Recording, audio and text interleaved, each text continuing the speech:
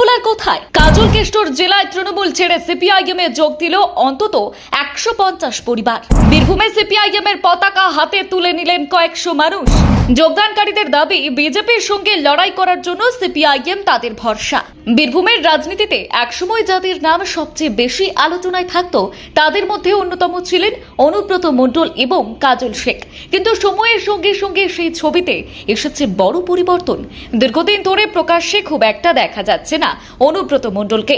অন্যদিকে হাসান আসন থেকে জয়লাভ করার পরও কাজল শেখকেও দলীয় কর্মসূচিতে আগের মতো সক্রিয় হতে দেখা যায়নি। ফলে জেলার রাজনৈতিক পরিস্থিতি নিয়ে নানান মহলে জল্পনা তৈরি হয়েছে। শুধু বীরভূম নয়, রাজ্যের বিভিন্ন জেলায় তৃণমূলের সাংগঠনিক দুর্বলতা নিয়ে বিরোধীরা যে অভিযোগ তুলে আসছে, বীরভূমও যেন সেই একই ছবির প্রতিফলন হয়ে উঠেছে। আর এই পরিস্থিতির মধ্যেই বীরভূমের দুবরাজপুর ব্লকের লক্ষ্মীনারায়ণপুর গ্রাম পঞ্চায়েতের কয়থানপুর গ্রামে ঘটেছে একটি উল্লেখযোগ্য রাজনৈতিক ঘটনা। রবিবার ওই গ্রামের প্রায় 150টি পরিবার আনুষ্ঠানিকভাবে তৃণমূল কংগ্রেস ছেড়ে সিপিআইএম এ যোগদান করেন। তাদের দাবি, দীর্ঘদিন ধরে তারা তৃণমূলের সক্রিয় সমর্থক এবং কর্মী হিসেবেই কাজ করেন।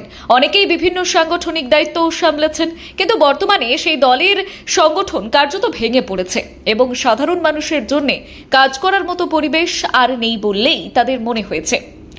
সেই কারণে তারা নতুন রাজনৈতিক ঠিকানা হিসেবে সিপিআইএমকে বেছে নিয়েছেন। আর এই যোগদান কর্মসূচিতে উপস্থিত ছিলেন বক্রেশ্বর এরিয়া কমিটির সম্পাদক সুপ্রিয় ভট্টাচার্য।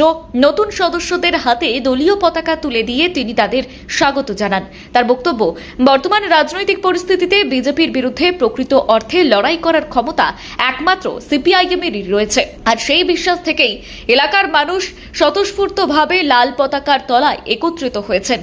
তিনি আরও জানিয়েছেন, যারা এদিন সিপিআইএম এ যোগ দিয়েছেন তাদের অধিকাংশই দীর্ঘদিন তৃণমূলের সঙ্গে যুক্ত ছিলেন। কারোর পরিবারের নেতা ছিলেন, কেউ আবার সক্রিয় কর্মী হিসেবেই কাজ করেছেন।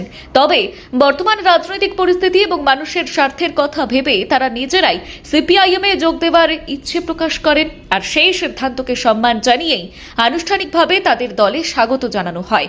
নবাগতদের মধ্যেও একই ধরনের মতামত উঠে এসেছে। সিপিআইএম এ যোগ দেওয়ার পর রিজওয়ান শেখ বলেন, বর্তমান সময়ে তৃণমূলের কোনো কার্যকর অস্তিত্ব তিনি দেখতে পাচ্ছেন না। মানুষের পাশে দাঁড়িয়ে কাজ করার আন্তরিক মানসিকতা এখন একমাত্র সিপিআইএম এর মধ্যেই রয়েছে বলেই তার বিশ্বাস। তিনি জানিয়েছেন, দীর্ঘদিন তৃণমূলের সঙ্গে যুক্ত থাকার পর তারা সবাই হতাশ হয়ে পড়েছিলেন। তাই নতুন করে মানুষের জন্য কাজ করার উদ্দেশ্যে তারা সিপিআইএম এ যোগ দেওয়ার সিদ্ধান্ত নিয়েছেন। তার দাবি, বর্তমান রাজনৈতিক পরিস্থিতিতে বিজেপির বিরুদ্ধে শক্তিশালী লড়াই করার মতো সংগঠন একমাত্র সিপিআইএম এর রয়েছে। আর সেই বিশ্বাস থেকেই গ্রামের এতগুলি পরিবার একসঙ্গে দল পরিবর্তনের সিদ্ধান্ত নিয়েছে। আর এই ঘটনাকে ঘিরে বীরভূমের রাজনৈতিক মহলে নতুন করে আলোচনা শুরু হয়েছে।